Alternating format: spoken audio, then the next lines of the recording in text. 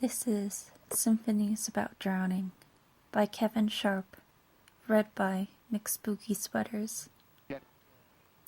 The faucet is dripping in the bathroom. It has been the whole night. I haven't gone in yet.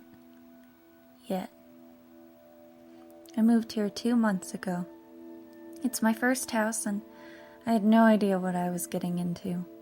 I've been tearing down wallpaper, ripping up carpets, painting everything, and now I'm here, in my bedroom with half my stuff still in boxes, listening to the faucet drip, listening to water fill a bathtub. By the second weekend I was here, I already needed to mow. The yard looked like a jungle. When I started in the front, a guy came out of the house to the left. I waved and shut off the mower as he waddled over. We introduced ourselves. His name was Morris, and he was fleshy with a rubbery face. Sweat ran down his forehead, and he smiled at me in the already humid, wet morning air. We made small talk for a few minutes, and then, as I got ready to take my leave of the conversation and start to mow the grass, Morris leaned into me and lowered his voice. So, what's it like in there? In where? My house? I asked. I looked back at it. Standard ranch, split level. Oh, you know, the usual. Needs a little TLC, some painting. Why? Oh, I thought, he said, his voice froggy and low. I guess I thought it'd be a little more, you know. No, I don't. A little more what? I asked. Well, you know, with what happened in there? What do you mean, what happened? Did somebody die in here? I looked back at my house. Oh my God, somebody died in my house? Nobody told you? Morris winced. Oh, sorry.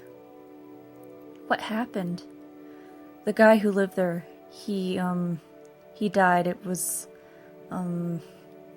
he said the way people say in meditation, repetitively and with great belief that something will happen if he continues to repeat it.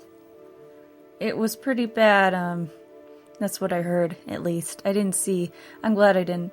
He was a nice guy. He looked at me and smiled. His teeth were all yellow in the hot air. He was a good neighbor. Later that night, as I was trying to get to sleep, I heard the water drip for the first time. A plumber, I thought. I'll have to call a plumber tomorrow. Before I fell asleep, I thought I could hear music from a faraway place. A sound that almost sounded like singing. The doorbell rang the next day. It was Morris, slightly damp from the light rain that had been falling. He sat down in my kitchen and took a mug of coffee I offered him. I'm sorry to, just barge in on you, he said, blowing on the steam. The black surface of the drink rippled. It's okay, I'm not too busy today. I wanted to stop by and apologize for yesterday. I didn't tell you everything. Really? I said, sitting down across from him. Really? You see, the guy who used to live here, he used to talk to me sometimes about the stuff he used to hear in here. He thought I was going crazy. Really? I asked. What did he think was going on?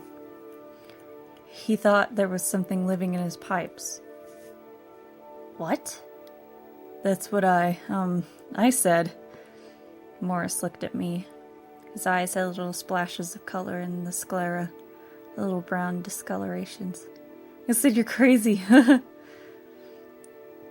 After he left, I realized it must have been raining harder than I thought out there. His seat was all damp. Everything felt damp. The plumber came the next day. He couldn't get the dripping to stop. He explained that he needed a part. He could be back the next day, maybe the day after that. That night I listened to the dripping. I'd gotten used to the rhythm.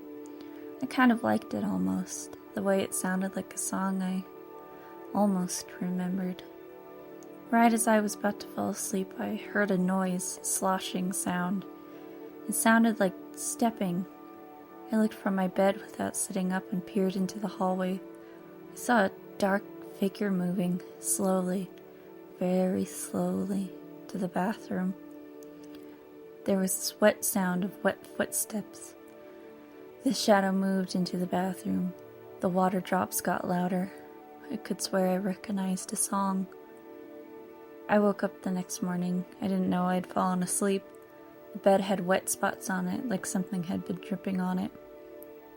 I rushed into the hallway outside my bedroom.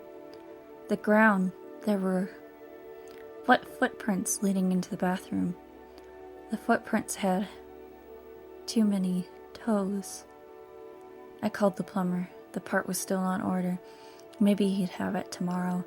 I knew I needed to get out of the house. I emailed my real estate agent. I demand she tell me everything she knew. She got back in touch in a few moments. She didn't know much.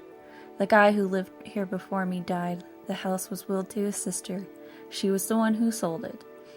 My realtor sent me an email address she had for the dead man's sister. I emailed the sister immediately, begging her to tell me more. As I paced about, I stared out my window at Morris's house. In the hot weather, it shimmered like it was underwater. The sister emailed me back in a little over an hour. She thanked me for my condolences and said all she knew about her brother is he got very sick living in that house. She said he seemed paranoid, worrying about his neighbor, telling her about things that lived in the sewers under the house, things that moved there from the ocean. They sang songs, he claimed. She said he had seen the drain was knotted with hair one day, and he tried to clean it out.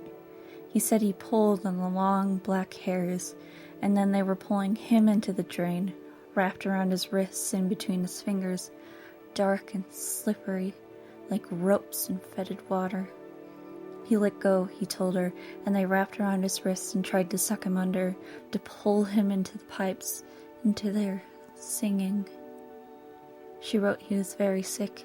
She wished she could have helped him more. She wished me luck with my new house. I should have left. You would have, as you listen to this. That's what you tell yourself. I know. That's what I would say too if I listened to this. But I've heard their songs, their incomparable drowned melodies. They want me to go to them. They want me to live with them in their strange, beautiful world of underground rivers and pale bodies and seaweed hair. Morris has been telling me all about it. He's helped others go to their palaces. He'll help me too. They set him up here to do that, to help people like me.